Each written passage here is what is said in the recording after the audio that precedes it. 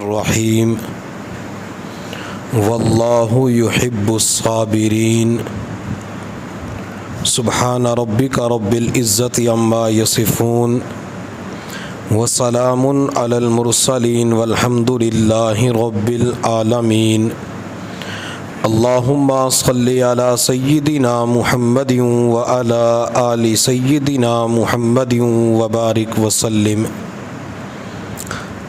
اللہ رب العزت جن بندوں کے ساتھ خود محبت فرماتے ہیں ان میں سے ایک بندہ وہ ہے جو مصیبتوں کے اوپر صبر کرتا ہے۔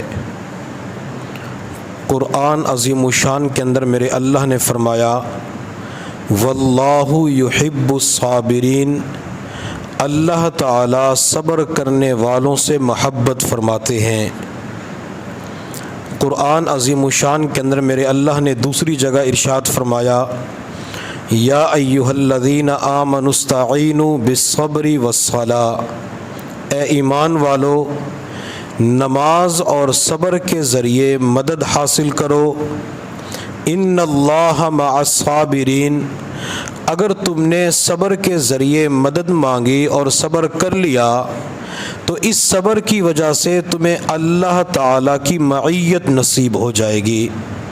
صبر کی وجہ سے ایک تو اللہ کی محبت نصیب ہوتی ہے اور دوسرا انسان کو اللہ کی معیت، اللہ کا قرب، اللہ کی معرفت نصیب ہو جاتی ہے، اور جس انسان کو اللہ کی معیت، اللہ کا قرب، اللہ کی معرفت مل جاتی ہے تو اس بندے کے لیے گناہوں سے بچنا آسان ہو جاتا ہے۔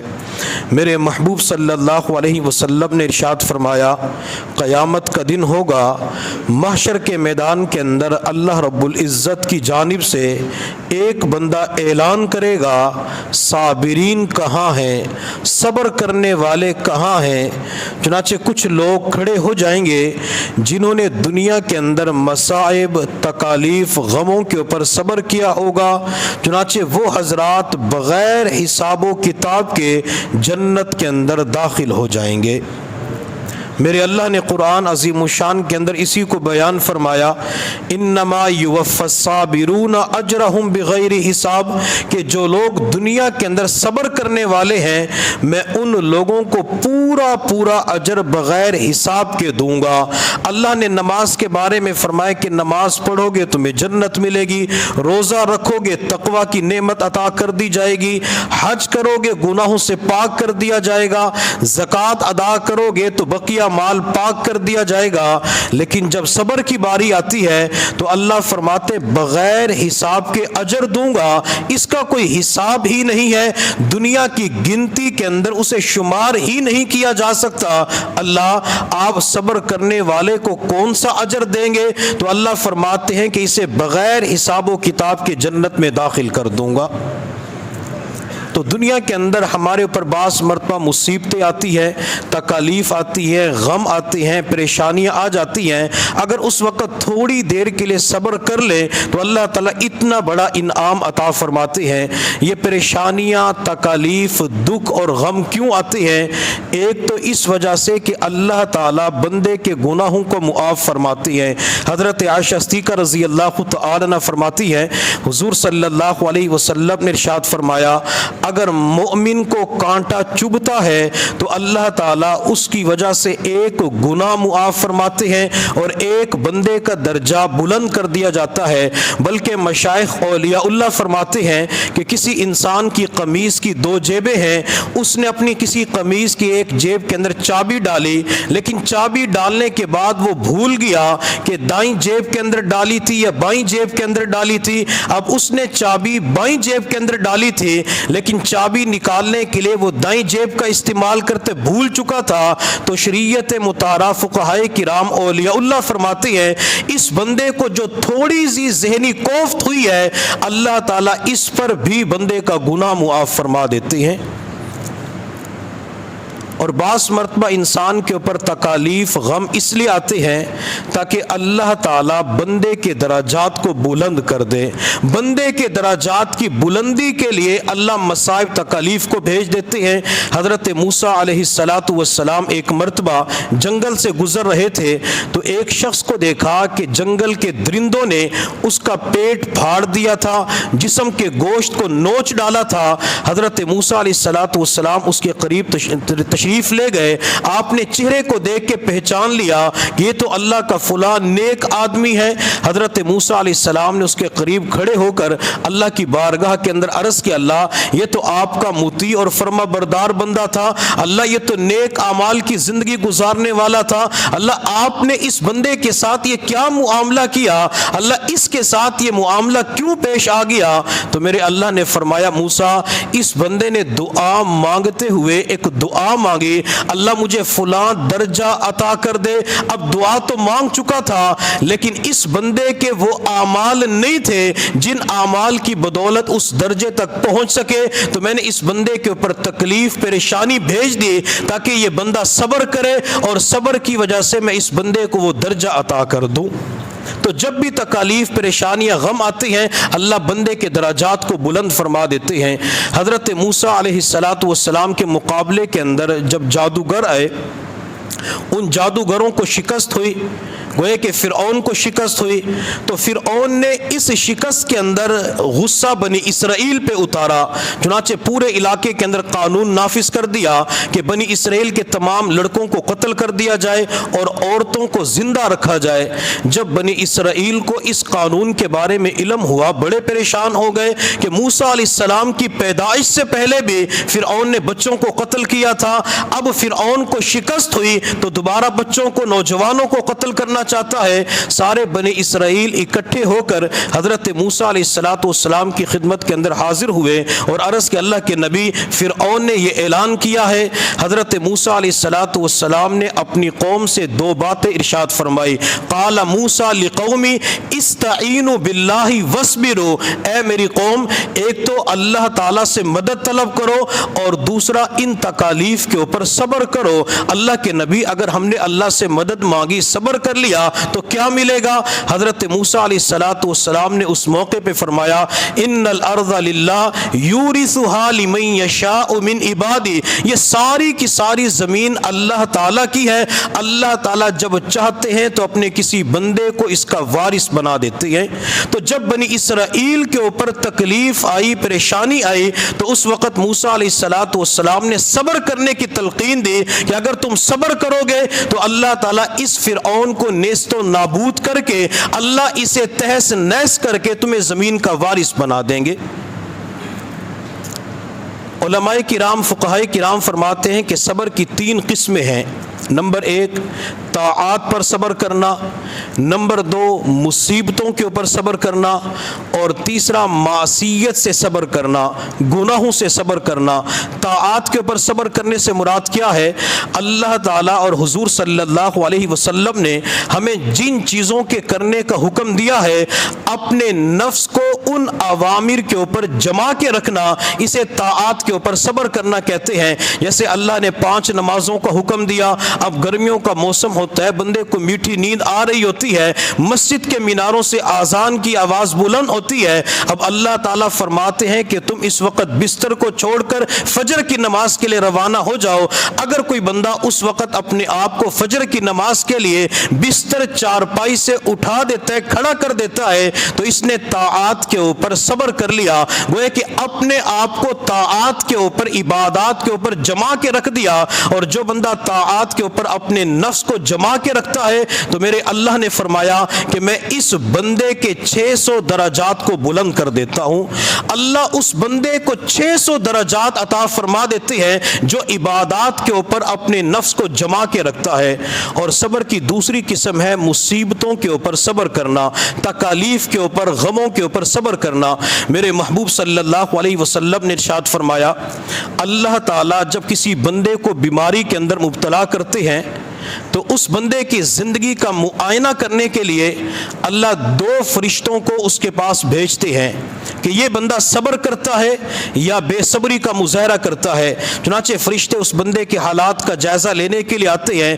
اگر یہ بندہ اس بیماری کے اوپر صبر کر لیتا ہے، اللہ کی تقدیر کے اوپر شکوہ شکایت نہیں کرتا، جزا فضا کا معاملہ نہیں کرتا، الٹی سیدھی باتیں نہیں کرتا، بے صبری کا مظاہرہ نہیں کرتا، تو فرشتے اللہ کی بارگاہ کے اندر پہنچ کے عرض کرتے ہیں اللہ آپ کا بندہ ثواب کا طلبگار ہے، وہ آپ سے اچھی اچھی امیدیں رکھتا ہے، اللہ اس بندے نے صبر کیا ہے۔ تو اللہ رب العزت فرشتوں سے فرماتے ہیں فرشتوں تم گواہ ہو جاؤ، میں اس بندے کی بیماری کو دور کر کے اس کو پہلے سے زیادہ اچھا خون عطا کروں گا، اس کے گوشت کو پہلے والے گوشت سے بہتر بنا دوں گا، اس کے گناہوں کو معاف کروں گا، اور اگر اس کی بیماری کے اندر میں نے موت طاری کر دی تو ایسی موت دوں گا کہ یہ بندہ سیدھا جنت کے اندر چلا جائے گا۔ تو اگر بندہ بیماری کے اندر صبر کر کے دنیا سے چلا جاتا ہے، اللہ سارے گناہوں کو معاف کر کے جنت کا فیصلہ فرما دیتے ہیں۔ اور اگر وہ بندہ بیماری کے اندر صبر نہ کرے، بے صبری کا مظاہرہ کرے، جزا فضا کا معاملہ کرے اور اپنے غم کو لوگوں کے سامنے بیان کرنا شروع کر دے، اللہ کی تقدیر کے اوپر شکوے شکایت کرنا شروع کر دے، تو فرشتے اللہ کی بارگاہ کے اندر عرض کرتے ہیں اللہ یہ آپ کا بندہ تو بڑا بے صبرا ہے۔ تو اللہ رب العزت فرشتوں سے فرماتے فرشتوں تم گواہ ہو جاؤ، اس بندے نے صبر نہیں کیا، بے صبری کا مظاہرہ کیا، میں اس بندے کی بیماری کو دور کر کے اس کے آنے والے خون کو بدتر بنا دوں گا، اسے جو دوبارہ گوشت عطا کیا جائے گا وہ بدتر ہوگا، اور میں اس بندے کو بے صبری کی سزا دوں گا۔ تو فرشتے عرض کرتے اللہ اسے بے صبری کی سزا کیا ملے گی؟ تو اللہ تعالیٰ فرماتے ہیں کہ میں اس بندے کو جہنم کے اندر داخل کر دوں گا۔ تو گویا کہ بے صبری کی وجہ سے جہنم کے اندر داخل کر دیا جاتا ہے۔ اور بعض مرتبہ صبر کے مفہوم کو سمجھنے کے اندر ہمیں غلطی لگ جاتی ہے، لوگوں کے ذہنوں کے اندر صبر کے بارے میں عجیب و غریب قسم کی باتیں آتی ہیں۔ بعض مرتبہ لوگ یہ سمجھتے ہیں کہ اگر کسی بندے کے اوپر کوئی دکھ، تکلیف، بیماری، پریشانی آ جائے تو اس تکلیف کا اظہار کسی کے سامنے نہ کیا جائے، بیٹا وہ تکلیف والد کے سامنے بیان نہ کرے، بیوی اپنی تکلیف خاوند کے سامنے بیان نہ کرے، کوئی مریض ڈاکٹر کے سامنے اس تکلیف کو بیان نہ کرے، نہ آنکھوں سے آنسو بہائے، نہ روئے، نہ اظہار غم کرے۔ اگر کوئی بندہ غیر اختیاری طور پہ بیماری کی وجہ سے یا دکھ تکلیف کی وجہ سے رو پڑتا ہے تو لوگ کہتے ہیں یہ تو بے صبری کے اندر مبتلا ہو گیا، اور جو بے صبری کے اندر مبتلا ہوتا ہے وہ گناہگار بن جاتا ہے۔ شریعت مطہرہ کی ہرگز صبر کے حوالے سے یہ تعلیم نہیں ہے۔ اگر کسی بندے کے اوپر کوئی دکھ تکلیف آتا ہے اور غیر اختیاری طور پہ بندے کی چیخ کی آواز نکل جاتی ہے یا آنکھوں سے ٹپ ٹپ آنسو بہنا شروع ہو جاتی ہے تو اسے بے صبری نہیں کہا جاتا، بلکہ بے صبری کہتے ہیں کہ اللہ رب العزت کی جو تقدیر کا معاملہ ہے اس کے اوپر انسان شکوے شکایت کرنا شروع کر دے تو اسے بے صبری کہا جاتا ہے۔ مثال کے طور پہ جب کسی بندے کے اوپر کوئی تکلیف پریشانی آتی ہے تو انسان اپنی زبان سے یہ جملہ کہتا ہے کہ اللہ تعالیٰ کو میرے سوا کوئی اور نہیں ملا، اللہ نے یہ مصیبت میرے اوپر ہی بھیجنی تھی۔ اور جب کسی کے جوان بچے کا انتقال ہو جاتا ہے، کوئی دوست دنیا سے چلا جاتا ہے تو لوگ کہتے بے وقت مرا ہے، بے وقت مرا ہے۔ اب اللہ تعالیٰ تو پوری کائنات کا نظام چلانے والے، اللہ کو ہر چیز کا پتہ ہے کہ کس چیز کو کب دنیا کے اندر لے کے آنا ہے، کس بندے کو دنیا سے لے کے جانا ہے۔ یہ جو لوگ کہہ دیتے ہیں بے وقت مرا ہے، یا اب اس نے دنیا کے اندر دیکھا ہی کیا تھا، ابھی تو اس نے خوشی کے مواقع بھی نہیں دیکھے، تو یہ سارے کے سارے جملے بے صبری کے اندر آ جاتے ہیں۔ میرے محبوب صلی اللہ علیہ وسلم مسجد نبوی کے اندر تشریف فرما تھے، آپ علیہ الصلوۃ والسلام کی بڑی بیٹی حضرت زینب رضی اللہ تعالی عنہ کا بیٹا بیمار تھا، نزع کی کیفیت طاری تھی۔ انہوں نے نبی علیہ السلام کے پاس پیغام بھجوایا اللہ کے نبی اپنے نواسے کو آ کر ایک مرتبہ دیکھ لیں، طبیعت خراب ہے۔ میرے محبوب صلی اللہ علیہ وسلم اپنے نواسے کو دیکھنے کے لیے بیٹی زینب کے گھر تشریف لے گئے۔ جب میرے محبوب نے اپنے نواسے کی طرف دیکھا تو سمجھ گئے نزع کی کیفیت طاری ہے، روح پرواز کر رہی ہے، حتیٰ کہ اپنے نواسے کو دیکھتے ہوئے ہوئے پیغمبر کی آنکھ میں آنسو آ گئے۔ قریب ایک صحابی موجود تھے، انہوں نے عرض کہ اللہ کے نبی آپ بھی روتے ہیں؟ تو میرے محبوب صلی اللہ علیہ وسلم نے فرمایا یہ تو ایک رحمت ہے جو اللہ اپنے بندوں کے دلوں کے اندر ڈال دیتے ہیں۔ جب کسی کا کوئی پیارا دنیا سے چلا جاتا ہے، جب کوئی پیارا آنکھوں سے اوجھل ہو جاتا ہے تو انسان کی آنکھوں سے آنسو بہہ پڑتے ہیں۔ اگر آنکھ سے آنسو بہہ پڑے تو اس کو صبر کے خلاف نہیں کہا جا سکتا۔ تو گوئے کہ غم کے موقع پہ، تکالیف کے موقع پہ، پریشانی کے موقع پہ انسان کی آنکھوں سے آنسو بہہ پڑتے ہیں، اور اس کو بے صبری نہیں کہا جاتا۔ بے صبری کہا جاتا ہے کہ انسان اپنے گریبان کو چاک کر دے، اپنے سینہ کو بھی کرنا شروع کر دے، ماتم کرنا شروع کر دے، سر کے بالوں کو نوچنا شروع کر دے، یا تقدیر الہی کے اوپر شکوہ شکایت کرنا شروع کر دے کہ اللہ نے میرے ساتھ اچھا نہیں کیا، اللہ نے اس کو مال دیا مجھے مال نہیں دیا۔ ہم ایک ہی جگہ دکان بنانے والے، ایک ہی گھر کے اندر رہنے والے، وہ خوشیوں کے ساتھ زندگی گزار رہا ہے اور اللہ نے میرے اوپر غم بھیج دیے۔ تو جب اس قسم کے جملے زبان کے اوپر آتے ہیں تو یہ بندہ بے صبری کا ارتکاب کرنے والا بن جاتا ہے۔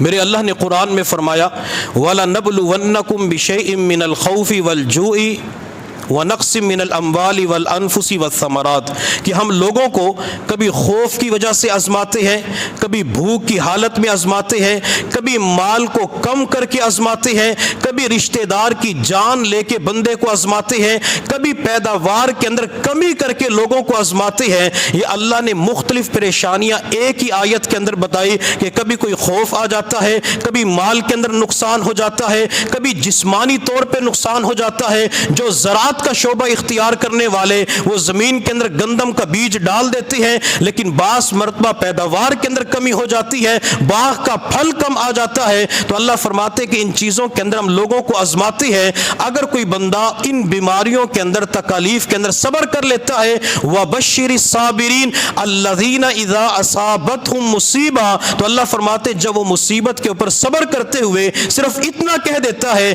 اِنَّا لِلَّهِ وَإِنَّا إِلَيْهِ راجعون اولئک علیہم صلوات من ربہم ورحمہ، اللہ فرماتے کہ انا للہ کا جملہ پڑھنے کی وجہ سے میں اس بندے کے اوپر اپنی رحمتوں کی بارش برسا دیتا ہوں۔ تو گوئے کہ تکالیف کے موقع پہ، مصیبتوں کے موقع پہ ہمیں انا للہ و انا الیہ راجعون کا جملہ ضرور پڑھنا چاہیے۔ اس کی برکت سے اللہ رحمتوں کے ساتھ مالا مال فرما دیتے ہیں۔ یہ جملہ بعض مرتبہ اس وقت پڑھتے ہیں جب کوئی بندہ دنیا سے چلا جاتا ہے، حالانکہ انسان کے اوپر چھوٹی مصیبت آئی، بڑی مصیبت آئے تو اس مصیبت کے موقع پہ یہ جملہ ضرور پڑھنا چاہیے۔ حضرت عائشہ صدیقہ رضی اللہ تعالی عنہا فرماتی ہے ایک مرتبہ چراغ جل رہا تھا تو اچانک ہوا کی وجہ سے چراغ بجھ گیا، گل ہو گیا، تو نبی علیہ الصلوۃ والسلام نے فرمایا انا للہ و انا الیہ راجعون۔ تو میں نے عرض کہ اللہ کے نبی یہ تو کسی کی موت کے موقع کے اوپر جملہ پڑھا جاتا ہے، تو آپ علیہ الصلوۃ والسلام نے فرمایا کہ مومن کے اوپر چھوٹی سی تکلیف آ جائے تو وہ بھی مصیبت ہوتی ہے، اس موقع کے اوپر یہ جملہ ضرور پڑھنا چاہیے۔ اس لیے ہم نے اپنے مشائخ کے قدموں کے اندر رہ کے یہ بات سیکھی ہے۔ مشائخ فرماتے ہیں اگر انسان کسی جگہ لائٹ کے اندر یا پنکھے کے نیچے بیٹھ کے کوئی بھی کام کر رہا ہے، وہ لائٹ اچانک چلی گئی تو چونکہ انسان کو تکلیف پہنچی ہے تو انسان اس وقت انا للہ و انا الیہ راجعون یہ جملہ پڑھے، اللہ اس پر بندے کو اجر و ثواب عطا فرمائیں گے۔ اگر ایک منٹ کے بعد، ایک گھنٹے کے بعد لائٹ آ جاتی ہے تو اس وقت الحمدللہ کا جملہ بولا جائے کہ اللہ تعالیٰ کا کرم ہو گیا، اللہ تعالیٰ نے یہ نعمت ایک مرتبہ پھر عطا فرما دی۔ اور صبر کی تیسری قسم ہے معصیت سے صبر کرنا، کہ اپنے آپ کو گناہوں سے بچانا۔